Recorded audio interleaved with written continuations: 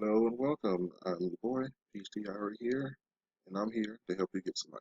Alright, today's topic is the COVID Relief Economic Injury Disaster Loan, aka the EIDL loan. Alright, we will not be going over the grant because the grant is not currently up.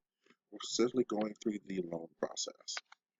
Alright, the EIDL is for disasters, aka the pandemic. The program has existed before, but it wasn't really popular because there was no reason for it to be popular. Now it's the hottest thing on the internet. So we're going to go through the terms and conditions of this, and so I can show you how sweet of a deal it is. All right, purpose, kind of a give me based on current situations, to meet financial obligations and operating expenses that could not have been met, well, that could have been met if the disaster did not occur. So I said kind of a give me with, the current world situation. All right, terms and conditions. If you are a business, side hustle, drive for Uber or Lyft, your fixed rate would be 3.75.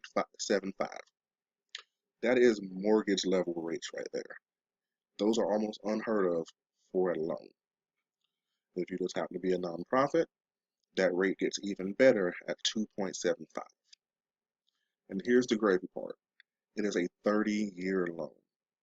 This is a mortgage level loan on whatever amount they actually give you. All right. They also don't penalize you for prepaying early. All right. The proceeds, basically your loan amount, has to be used as working capital for your business and to fund your normal operating expenses. The example they give, continuation of healthcare benefits, rent, utilities, fixed debt payments. I'm not saying you should do this, but if your business happened to get a new work truck or work car, you could technically use the proceeds from this to get it. All right. Sometimes they're going to want you collateral. Well, let me rephrase that. Usually they would want you to have collateral, but since this is the government's throwing money into this program, collateral will not need to be provided unless you get like the maximum cap, which is $2 million.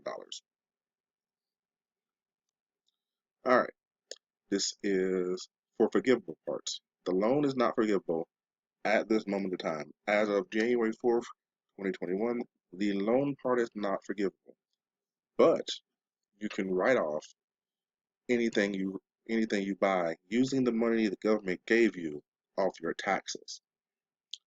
So that theoretical car you're going to get to, drive around and to promote your business, you can then depreciate the car that you got with the money the government gave you off your taxes.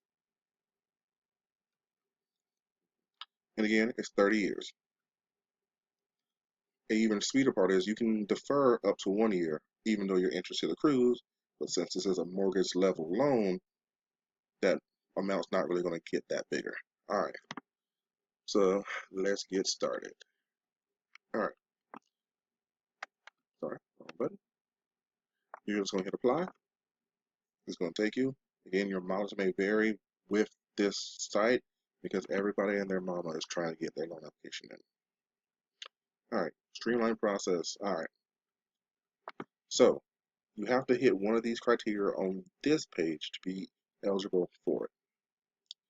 All right, gotta have a business. You gotta have a business that's less than 500 people, a farm that's less than 500 people.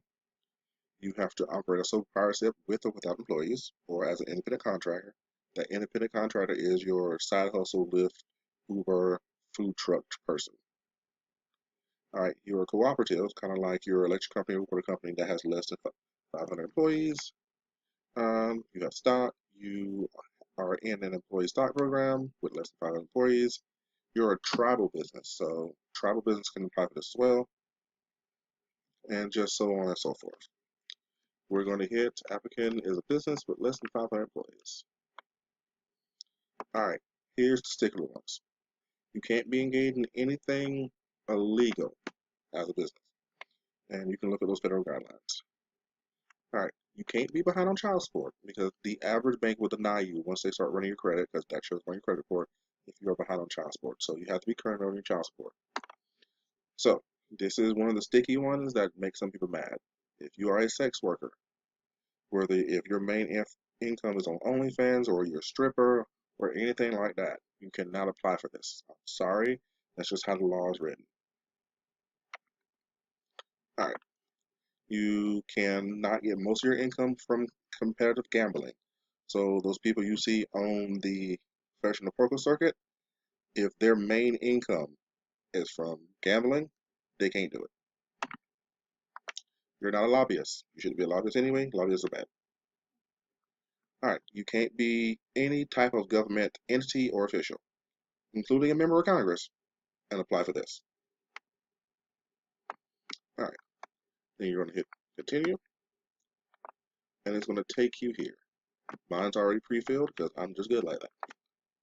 All right, you're going to put your business name. I put YouTube Inc. All right, my trade name is going to be YouTube Inc.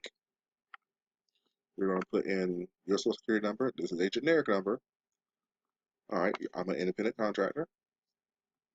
That I am not applying as a nonprofit. I am not a franchise. Then you put in your gross revenue prior to the disaster date. The disaster date is going to be January 31st, 2020.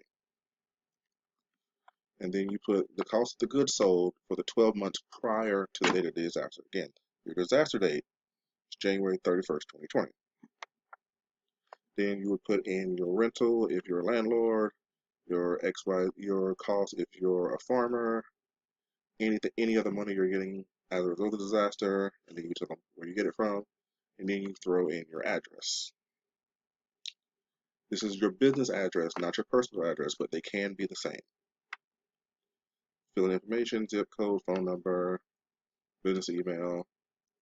They're going to ask for when you establish your business, how long are you still on, what date is still the ownership of business, what type of business you are. They have to double check that you're not one of those illegal activities or sex workers. And then you put the number of employees you have. All right. And then you click next and you head to the next page. All right, once you hit next, it's going to take you to the next page, basically the business owner information. So your information, if you're a sole proprietor or XYZ. All right, so you're going to put your first name, hit the wrong button right now. You're going to put your first name, your last name, your mobile number, your title as it, your ownership, your ownership percentage, your email address, your social security number as the owner, your date of birth, your place of birth, are you a U.S. citizen, and then your residential street address. And that's all you need for this page. All right, once you hit next, it's going to take you to this page. Here's your additional information pages. It's going to be like, are you a convicted felon in the last year? Hit no. Tell the truth. Well, you know, if you say yes, they're not going to Is the applicant currently disbarred from any federal contracting? If the answer is no, hit no. All right, are you presently subject to an indictment, criminal information arraignment, or by any other means formal criminal charges that might be brought to you in any jurisdiction? Again, if the answer is no, hit no. Do you feel this is somebody if a corporation or a group helped you, and whether or not they, gave you money to do so? All right, here's the nitty-gritty part. This is where you put in your banking information. Again, this is example banking information. Please don't try to use this. Ain't nothing gonna happen. All right, then after that, you read the disclaimer. You hit the checky box, and then you hit next. Cool. Once you hit next, it's going to bring you to your summary. All right. And then you just go over this information, make sure everything's correct for you. Again, YouTube Inc., XYZ. Just make sure you go all your information because this is the information they're going to use for your loan. And if and when the grant portal opens up, this is what they're going to do. You hit the Not the Robot button, and then you would hit Submit. I'm not going to hit Submit because this is a fake application, but you get my point. All right. And that's how you sign up for the EIDL loan. Again, once you put this in, and then if they would happen to, by the grace of God of the government, bring back the grant program, they would then they will probably send you an email that you can then respond back to say, hey, I want the advance of up to $10,000 as it currently stands. is $1,000 per employee, and then they would send you your advance and then tell you if you qualify for the loan portion. And there you have it. Again, if you like the information and like my content, please like and subscribe, share it with people who might be able to use it. And again, I'm PTIRO. Wash your hands, wear a mask, peace out, and I love you.